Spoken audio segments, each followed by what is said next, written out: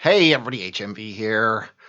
Playing more Darkest Dungeon, and this is the second of two videos of me going into the Darkest Dungeon without recording audio that is even usable. One of you commented on the comments, and I cannot stress enough how bad it is. You quite literally can't hear what I'm saying.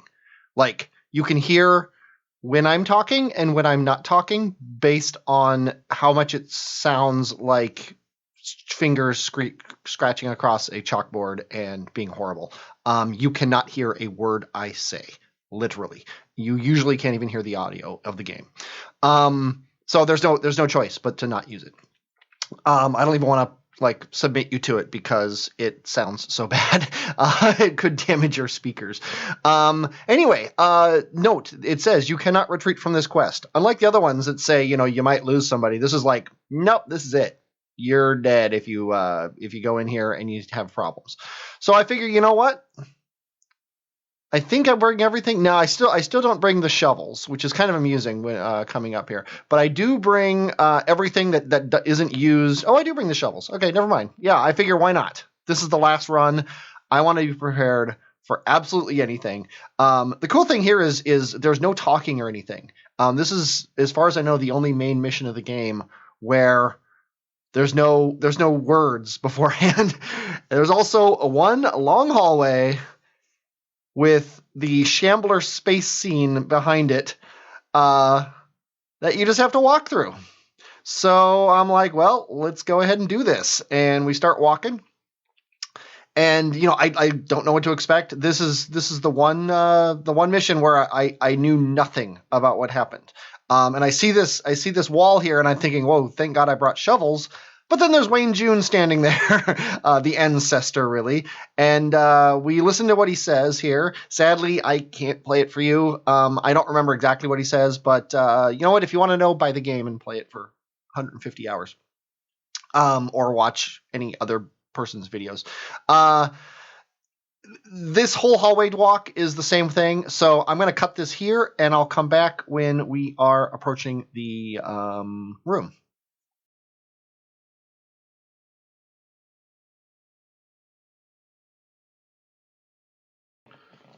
And here we are at the final door. I almost literally have no idea what's going to happen here, except there's Wayne June. Notice we have no need for torches or anything. There's no light, which is kind of funny. The Darkest Dungeon, there's no need to worry about lighting things. I'm assuming Wayne June was talking to us. I was going to attack with him with my abomination, but I forgot to. I clicked whatever it is, absolution instead of that. So now we got 4 guys. Notice 3 of them have 36 health, and the back one has 5 health. And I'm mad at myself because I'm like, the abomination could have totally taken that guy out. But instead, we take a bone and we attack him with the dog because he's the weak part of the chain. So I figure this is the guy to go for, and he's immune. We crit hit him, and he took no damage. I'm like, okay, well, let's go ahead and take out his buddies. I was thinking about sniper marking him. I hope I didn't, because I'll tell you this: I don't think it would have helped. I could also suppressing fire. I'm trying to decide what I'm doing. I wish I remembered this, but it was over a week ago. I'm as curious as you are. Yeah, I decided. Okay, let's just take one of these guys out. Okay, they take damage at least. So let's kill. Am I really going to abyssal? No. Okay, so I take this guy out. And nothing happens. Notice nobody has a turn now either. Okay, now they all have turns. So now I bring this guy up and I'm like, okay, either I'm going to rake them or I'm going to just hit one as hard as I can. This come on. Make a decision. Okay, so I decide to rake, which I don't think that was great. Okay, then he does sporadic reproduction. Before he did perfect reflection or something like that. So he just creates a new dude. And his dudes are obviously eldritch. Well, obviously they're eldritch because it says they're eldritch, but now they look eldritch, which is pretty cool. Now I'm like, okay, so they have moves. They can hurt us. They get summoning sickness on the first turn. So I'm like, okay, we need to kill these guys. I don't know why I'm softening up one of them. That seems like a bad idea. But yeah, I feel like I'm playing poorly here. Maybe I was tired or something. I don't know. But I'm spreading my damage all over the place and not getting very much out of it. But I guess maybe I'm figuring, you know what, we'll rake with this guy. I hope by now I've decided to rake with him. One thing is maybe I'm thinking maybe I have to kill them all at the same time so he doesn't make any more new ones. Sadly, I'm not doing that at the moment. So let's see. I could either kill the biggest one or I'm thinking. You know what? I'm thinking about stunning the elder of all the people, and I did. Oh, okay. I don't remember doing that, but at least he didn't get a chance to move. That's what I'm thinking. What I'm thinking is I have to kill all of the clones at the same time in order to maybe get to him. And now I'm thinking, okay, maybe now he's not immune, and sure enough, he's still immune. And I'm like, and yeah, she says naturally, and I'm like, yeah, naturally. So now I'm confused. I'm like, well, you know what? I can't do anything except for attack this guy who's immune, and now imperfect reproduction comes, and now I've got other dudes. I'm like, okay, maybe I got to kill these other dudes. They also have less health than the perfect reflections, which is nice. I still waste a turn dropping their debuffing those guys. But, you know, sometimes I'm not the smartest guy in the world. And then I'm like, okay, well, let's use up the other dog bone here. This is yeah, there's no time to waste. Do some extra damage here. Am I really gonna? Yep, I'm gonna do that again. I don't know why I'm wasting turns doing that, but you know, I'm me. But Rake is starting to get pretty good. And I've killed one of them. And then notice he just took a damage, and I'm like, aha! Every time I kill an imperfect reflection, he takes a damage. So I just got to kill 4 more imperfect reflections, and I probably don't even need to worry about the perfect reflections anymore. But I'm apparently doing it anyway. So let's see if he takes another damage. Yes, he does. Okay, we've confirmed the theory that the imperfect reflections are the most important thing. So let's go ahead and just totally destroy this guy. See, I'm moving my mouse up and down. This is where I'm like, yes, this is it. And then she did a random shot. She had a 1 in 3 shot at hitting the guy, and she did. Okay, we just need 2 more imperfect reflections, and I figure, well, I'm not doing anything. I might as well kill this guy with Rake, which is stupid. Imperfect reproduction. I keep calling them reflections. And sadly, we don't get anybody. So we gotta kill some guys. So maybe it is good that I'm piling up the blight and bleed on these guys. Also, even though I'm taking a ton of damage, sometime around this time, I realize that my guys are all fully healed. And I'm not 100% sure why, but taking damage from these guys doesn't seem to be a big deal. So now I switch away from that and I do this. But yeah, the only person with any damage is the Arbalist, and she has barely any.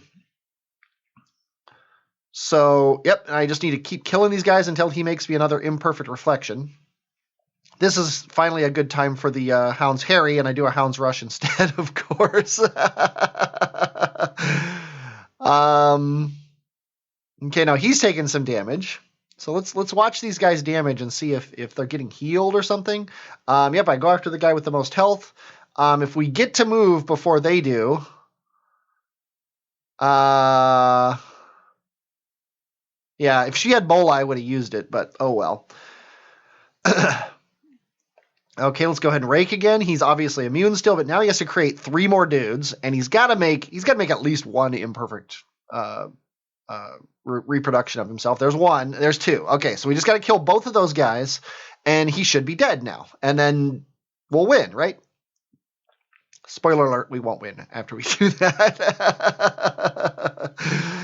So I'm just like, okay, let's ignore the big guy. Let's ignore the perfect one, and let's just go for the little ones, except for Rake, which I don't even think when Rake is fully up, it's better than the other one. But I'm figuring, you know what? By now, I've already done this. Oh, look, he can heal. That's nice to know. So we're just gonna stack the bleed on these dudes. We are the same, you and I. I love the names of the attacks. But yeah, we don't seem to be healing at all, so I guess we're just taking such little damage that it doesn't matter. Okay, we got him down to 1. He is almost dead. It chooses. Oh, it's like the finger. Oh, and they've stunned her, and they've actually done noticeable damage to her. We're bringing up another imperfect reproduction, but we don't care about that guy. All we care about is the guy in the middle. Okay, reunion is, I guess, the family reunion. Like, I'm not a big fan of family reunions anyway, so I can understand why that would deal so much damage to the abomination. But we're going to keep up with the rake, and we killed the guy, and ideally now we've won, right? This guy's got to take 1 more damage. And his reflections are gone, and he just got bigger. He has 202 hit points out of 252, which is kind of weird. Somehow he lost 50 hit points by creating these things. And they dodge, and he took some damage and resisted the bleed. We can't stab him. So maybe we could pull him or do abyssal artillery, I think. Or we could try to stab one of these nothingnesses. Okay, we're trying to pull him. It did work. Okay, I was like, it didn't even do anything. So now he's within range of the all-important abomination, who I'm just like, okay, you know what? Screw Rake. We're just gonna go for the main thing. Let's see also if we can stun him. We can. So that 73 stun is true. It's up to 113 now. Now I'm thinking, you know what? We should probably mark him.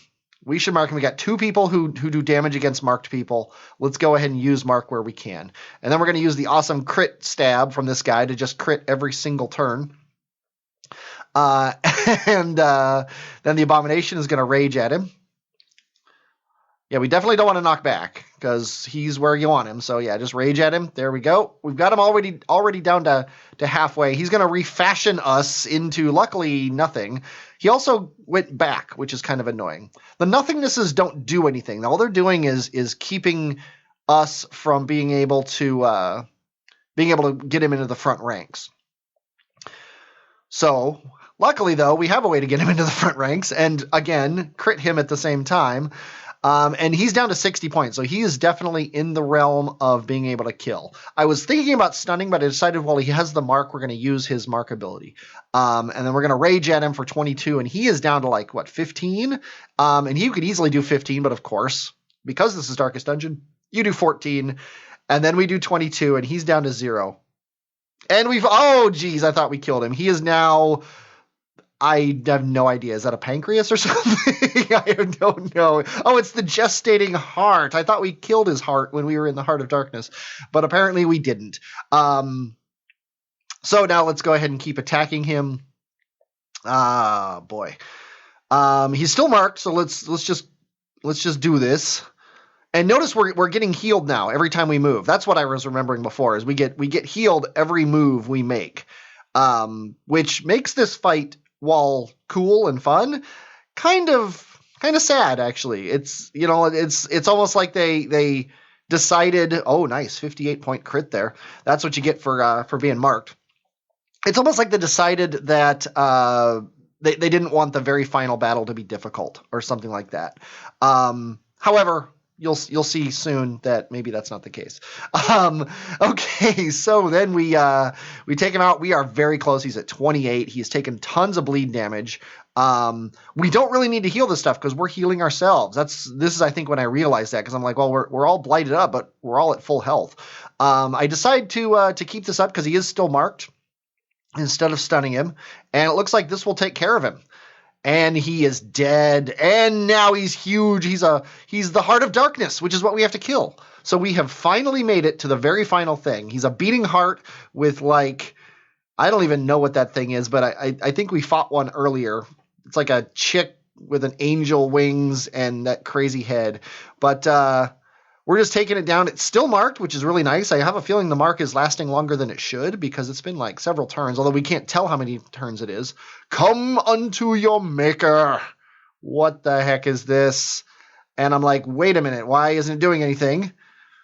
What do I have to do? It's targeted everybody. It's not doing anything. I can't use any of my items. I'm just like, click. I clicked the abomination and she murdered him. She just killed the abomination because I chose him. That is bad. I possibly would have chosen the occultist instead of the abomination there. I decide now to heal her bleed because even though like they're healing every turn, she's actually losing time. So then I shoot her. Luckily, she's still marked. Let's go ahead and stab her with that. Not get any crits, of course. Come unto your maker again. Okay, well, I don't really have a choice. I have to take out the occultist because the other two can hit marked targets. With one problem that you'll see in a second. He can't target her with his marked move from the very front ranks. And when it's her turn, neither can she. Also, the thing isn't marked anymore. So she has one move. She has blind fire. She's not getting healed anymore. We're at 16 health. She's taking stress damage. That's fine. You can stress damage her all day long. We can stun again or move back. We could Hound's Harry, but Hound's Harry's garbage. So we decide to stun again. And then if we get a nice random shot, which we don't, but this stun is the death blow. And we just won and got our trinkets back from our fallen comrades. And we won the game. And sadly, there is more talking. There is more animations here. The Wayne June is talking about how circularity and things like that, and the thing. I wish I had thought to turn the captions on, but a new day is dawning. We have won. The Hamlet looks good. I assume I'm going to go up there and start rebuilding on top of the thing. The Hamlet isn't good. The Hamlet gets reverted back to its state beforehand. Basically, I am now the ancestor, and I'm sending a letter to somebody else. I think I don't actually remember. But this was a fun game. It was really good. I wish that the audio was better in the second one, or in the not even better. I wish it was understandable. I hope you enjoyed watching this. I don't know what I'm doing next. Kerbal Space Program isn't quite up to stuff yet where I can pick up the New Horizons or even start my Grand Tour. Obviously, we've got that other one, Just Cause, to do. But I don't know what I'm going to be doing. And see, here's the letter going out to the new the new person. But I'm HMV, and I will. In the next video, which might not be tomorrow and might even be a week or so from now until I decide what I'm going to do. Talk at you later.